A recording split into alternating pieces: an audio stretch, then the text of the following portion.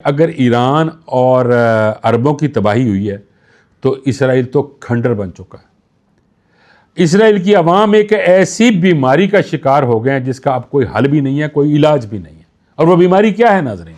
मैं इसराइली अखबार हार्टिस की एक रिपोर्ट पढ़ रहा था जिसमें उन्होंने लिखा है कि लाखों इसराइली एक दिमागी और नफ्सियाती बीमारी का शिकार हो चुके हैं और हर पांचवां शहरी पोस्ट ट्रॉमेटिक स्ट्रेस डिसऑर्डर में मुब्तला हो गया। लेकिन अगली बात तो इससे भी ज़्यादा ख़तरनाक है, वो ये कि इस बीमारी का ना तो कोई रिकॉर्ड रखा जा रहा है और ना ही इसका कोई इलाज। ये रिपोर्ट जाहिर करती है कि मुसलसल जंग और अदम तहफ़्फ़ुज़ ने इसराइलियों के आसाब तोड़ दिए।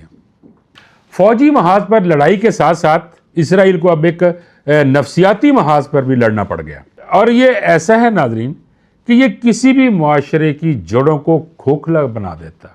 जब लाखों अफराद डिप्रेशन और नशे की लत में लग जाएं तो स्टेट की जो बका है उस पर सवालिया निशान खड़ा हो जाता है। मुसलसल जंगी जुनून इसराइल को एक नफ्सियाती दलदल में धकेल चुका है जिससे निकलना अब बहुत ही मुश्किल है। शायद ये अंदरूनी टूट फूट किसी सियासी या समाजी धमाके का पेश खैमा साबित ना हो।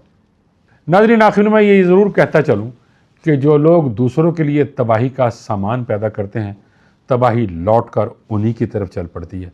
अब ज़रा अंदाज़ा फरमा लीजिए कि नेतन्याहू सरकार किस हद तक परेशानी का शिकार है।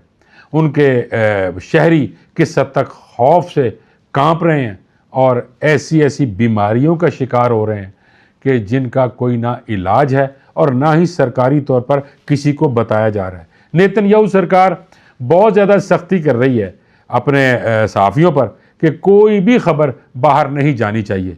अरे भाई, जो आपने ज़्यादती की है अब ज़रा भुगत लें।